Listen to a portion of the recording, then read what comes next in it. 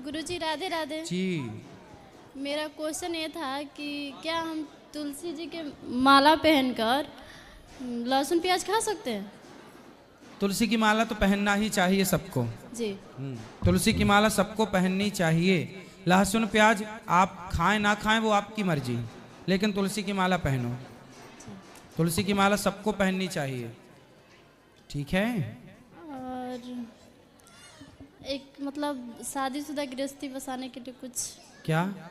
गृहस्थी मतलब बसा रही हूँ, नहीं तो तो थोड़ा गृहस्थी तो बस गई आपकी। हाँ, तो मतलब थोड़ा उसके बारे में नॉलेज, हाँ हाँ, क्या नॉलेज चाहिए बताइए। मतलब कैसे उसे हम अच्छे से चलाएं। पति आए हैं आपके? नहीं तो बिना पति क्या पाए हो? जी, तो मेरे सास ससुर आए हैं। अच्छा, तो पति को भी ले आते? काम है ना, तो क्या करते हैं? बस गाड़ी है अपना तो और आप क्या करते हो? House wife. और क्या पढ़े हो, कहाँ तक हो? इंटर किया है। ठीक है, ठीक है। कब हुई शादी आपकी? इसी साल। इसी साल, मतलब 2024 में? जी अभी जनवरी फरवरी में? जी ठीक है। तो गृहस्थी कैसे चलाएं इसके कुछ हम टिप्स बता दें आपको। जी। तो सास भी तो है बगल में। लेकिन सर बहुत अच्छी है। सास अच्छी है जी, तो बहुत आप दोनों की कुंडली मिल गई। हाँ। आप दोनों की कुंडली मिलेगी तो आपकी गृहस्थी बहुत बिंदास चलेगी। सबसे बड़ी गृहस्थी चलाने का सबसे बड़ा मंत्र है चुप। जी, क्या रहना है? चुप रहना। कभी अपनी सास को, अपने ससुर को, अपने पति को पलटकर जवाब नहीं देना है। सबसे बड़ी गृहस्थी की टिप्स यही हैं कि आज जितने भी विवाद होते हैं सिर्फ इसलिए कि पति ने कुछ कहा तो पत्नी ने पलट के तुरंत जवाब दिया, सास ने कुछ कहा तो बहू ने पलटकर तुरंत जवाब दिया। पति को भी ये बात समझनी चाहिए और सास को भी ये बात समझनी चाहिए कि बहू कुछ बोले तो सास ये ना सोचे कि मैं तो सास हूँ, बड़ी हूँ, मालकिन हूँ। बहू कुछ बोल रही है तो बेटी के रूप में उसे स्वीकार करो कि मेरी बेटी है, कुछ पूछ रही है तो उसे बताओ, कुछ सीखना चाहती है तो सिखाओ, है ना, बेटी के रूप में।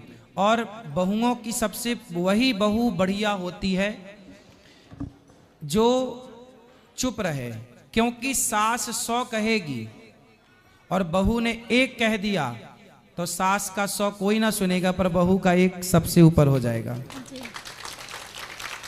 ये रीति है, ये रिवाज है। सास की 100 बातें कोई ना, अरे तो सास है, पर बहू ने 1 बोला तो तुमने क्यों बोला। इसलिए 1 मौका मत दो किसी को, कुछ भी मत बोलो। और वैसे आपकी सास बहुत अच्छी हैं, वैसे भी कुछ नहीं बोलेंगी। सब कोई बहुत अच्छा है। मेरी भगवान करे ये बहुत अच्छे रहें सदा। जी। शुरू में सब अच्छे रहते हैं। आप भी अच्छी हो शुरू में, सास भी अच्छी है शुरू में। अब ये अच्छाई 10 साल बाद, भगवान करे आप 100 साल तक ऐसी अच्छे रहें परिवार में। लेकिन फिर भी मैं आपको बता रहा हूँ, ये सास आपकी बहुत अच्छी है, आपके पति भी अच्छे, परिवार भगवान करे खूब अच्छा हो। लेकिन फिर भी आपके लिए क्या हमने बोला? चुप रहना। कभी सास गुस्से में, कभी पति गुस्से में, भाई देवर कोई भी, ससुराल, क्या ससुराल पक्ष में ना हमारे भारत की जो मानसिकता है वो मैं बोल रहा हूँ। भारत की मानसिकता क्या है? पुरुष प्रधान देश है ये।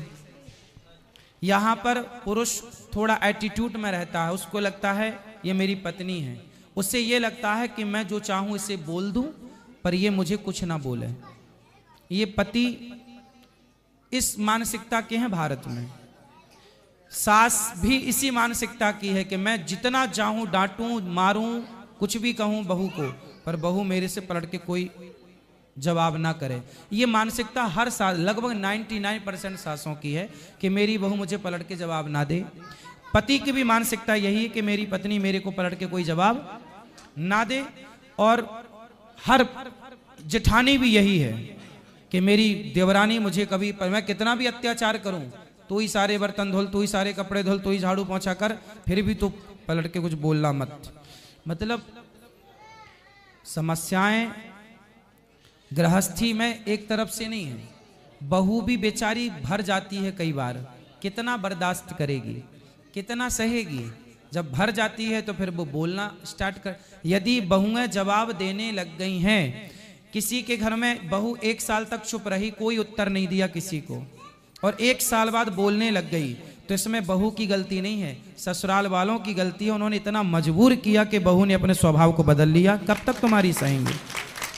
इसलिए सास ससुराल वालों को चाहिए कि वो अपनी बहू को बेटी की तरह प्यार करें, उसे मजबूर ना करें।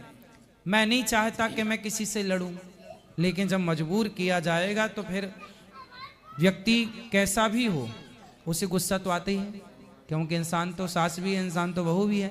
तो मैं आपसे बस यही कहूँगा कि आप एक अच्छी बहू बनो। शिशुपाल ने कितनी गालियाँ सुनी, भगवान कृष्ण ने कितनी गालियाँ सुनी शिशुपाल की? 100। हाँ, ये गृहस्थी का मूल मंत्र है कि 100 बातों तक तो कम से कम चुप रहो। 101 भी हो तो उत्तर देने की जरूरत पड़े तो दो, वरना ठीक है। और पति पत्नी यदि आप खुश हैं तो सास को कभी जवाब नहीं देना चाहिए, ठीक है? वैसे आपकी सास अच्छी है और बढ़िया है, ठीक है? और कुछ? रुक जाइए दादाजी, कौन है?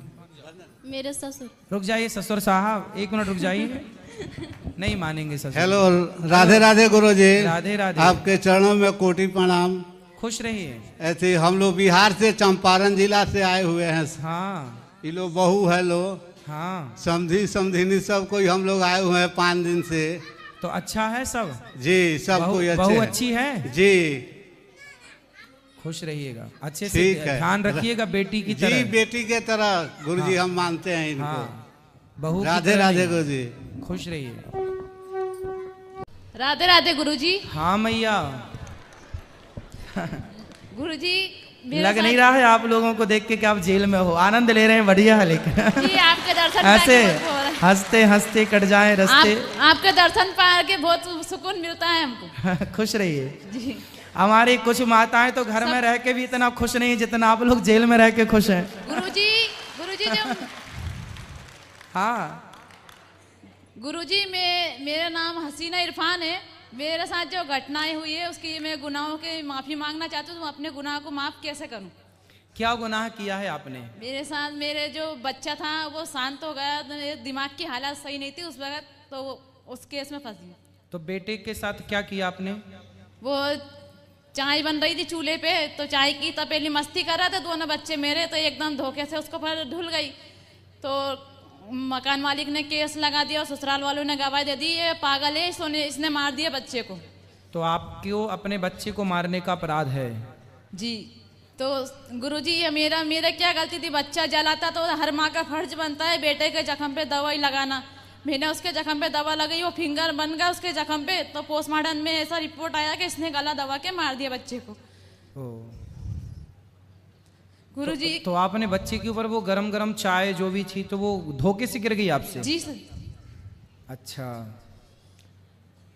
तो और बड़ा साथ गलत में हुआ। गुरुजी मेरे को मिर्गी भी आती थी, मिर्गी की बीमारी थी। अभी जेल में आके थोड़ी ठीक हो गई है, दवाई खाती हूँ रोज। तो चलो आपकी बीमारी ठीक हो गई, ये अच्छी बात है। पर आपने किसी बच्चे की, चलो आपने नहीं किया, वो तो होनी थी हो गई, पर दोषी आप बन एक गए। बेटी साथ भी है गुरुजी, एक बेटी साथ है हमारे। 4 साल हो गए मुझे, 10 वर्ष की सजा। 4 साल हो गए? जी। पति क्या करते हैं आपके? पति मजदूरी करते हैं, कबाड़ा खरीदते हैं।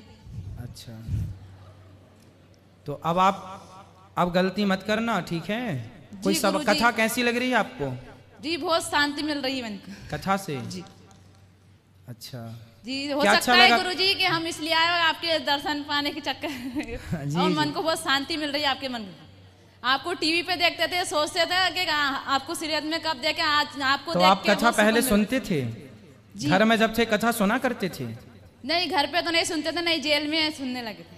अच्छा, जेल में आए तो कथा सुनने लग गए। जी ये अच्छी बात है कि जेल में सारे हमारे बंदी भाई लोग कथा सुनते हैं, मैयाएं भी सुनती हैं। चलो, पूरा भारत कथा सुनता है, ये बात सच्ची है। जी गुरुजी। चलिए, खुश रहिए।